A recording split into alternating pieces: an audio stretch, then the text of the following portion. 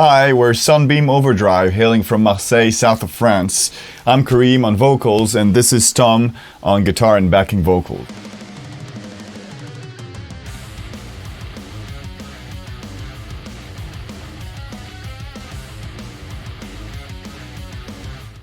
We play a blend of proggy 90s alternative rock with a touch of modern tones like djent or neo-prog. So if you're into bands like Soundgarden, Tool, Pantera, Carbomb, or Carnival, you might want to give us a listen.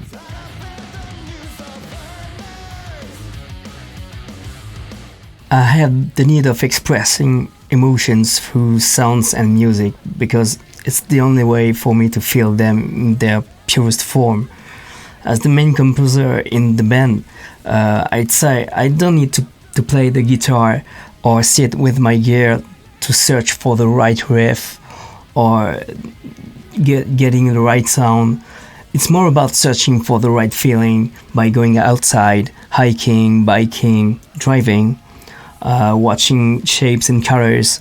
And when I feel something special, it is automatically translated into music in my mind.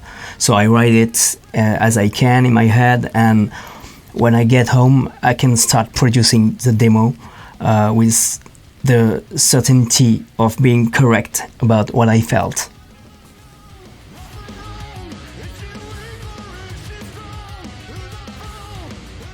SUNBEAM Overdrive was a song from my former band Tom Abrugan and the Shrunken Heads. It was about speedy rackets set in Lake Bonneville, Utah, USA. SUNBEAM was one of the car brands racing there, and Overdrive is linked to SUNBEAM to mention blinding sunlight found there.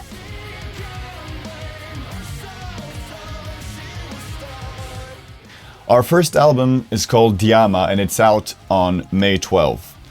This record is about elevation, adventure, travel, energy. It's meant to lift you up and yet make you endure the storm both inside and outside of yourself.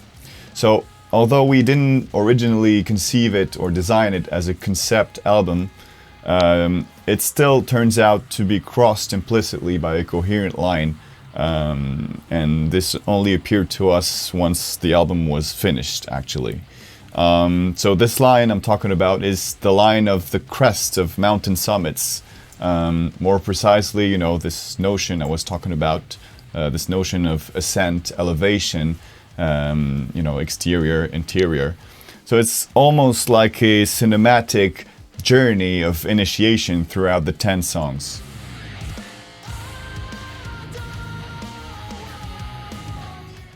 The lyrics are sometimes autobiographical, sometimes from the viewpoint of spectator of social, human, historical events, sometimes more spiritual and philosophical. So, at times you'll have an energy at a given time, a given moment, which musically translate into riffs or songs. Sometimes it's one precise topic that inspires the music. Sometimes the music itself will trigger or call for certain topics. So it really depends on the songs.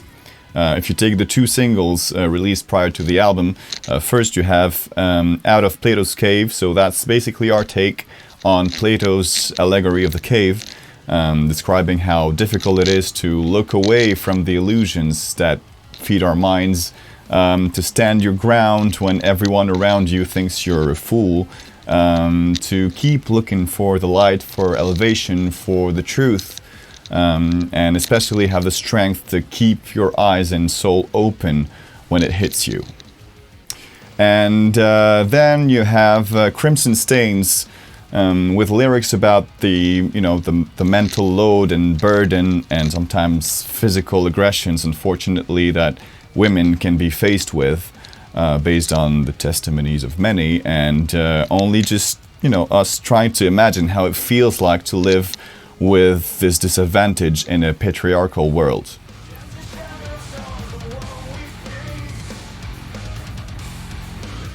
We wanted to work again with Christophe Dessaigne from Midnight Digital after the artwork he did for Tom Abrugan and the Shrunken Heads. in 2018, and he gave us the perfect image evoking adventure, open spaces, and horizons, endless beams of light.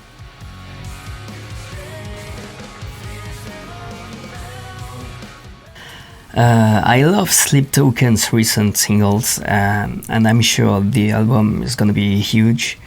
I've been listening to Dark Atom recently in a Spotify playlist we are on, and I thought it was great too.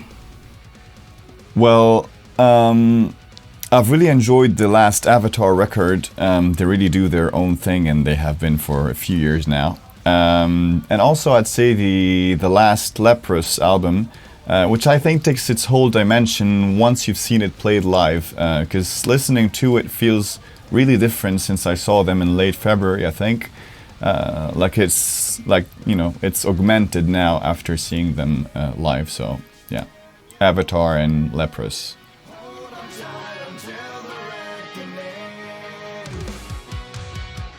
Well, Marseille is the second biggest city in France, and it's famous for providing many of France's big rap names. However, we also have a vibrant rock, metal, and punk scene, especially underground, with a few references like Landmarks, Ets, Accord, and so on.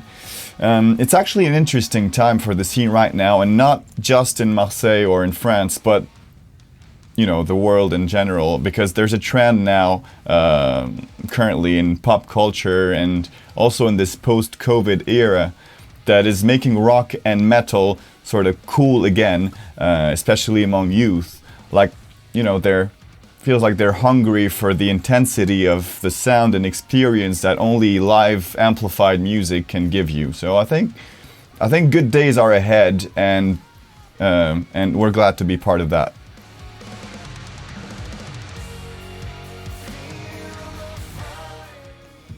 Getting people to listen to our album Diama, playing shows everywhere we can, sharing the stage with cool bands, and starting to prepare new material for future releases.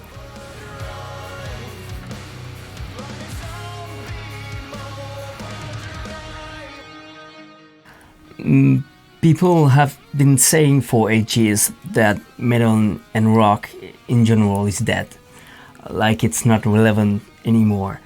But if that was true, no one would talk about it anymore. The fact is, it's definitely alive and strong. Ask Metallica what they think of this when they keep filling up stadiums worldwide. Well, I'd say metal sucks, honestly, but it's all I can do. No, jokes aside, even if I do listen to many different music genres, I think metal gives me that extra intensity that I needed, that helps me cope with some of the storms that I can have inside myself. So I'd say, metal rules because it's like a therapy that can be individual or shared, and that is definitely what unites metalheads from all walks of life, in my opinion. So yeah, share the love, share the headbang.